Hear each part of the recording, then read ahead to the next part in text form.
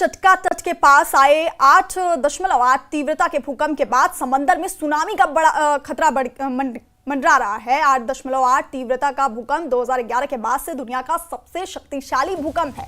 अधिकारियों ने अलास्का के एल्यूशियन आइलैंड और हवाई में सुनामी वार्निंग जारी की है। साथ ही जापान, अमेरिका के वेस्ट कोस्ट और कनाडा में भी चेतावनी दी गई है। यह भूकंप इतना शक्तिशाली था कि इसके असर का दायरा कई देशों तक फैल गया। राहत एजेंसियां अलर्ट पर हैं और तटीय इलाकों में निगरानी तेज कर दी गई है। तो रूस के कामचटका तट के पास 8.8 तीव्रता का यह भूकंप आया, जिसके बाद समंदर में सुनामी का बड़ा खतरा मंडरा रहा है।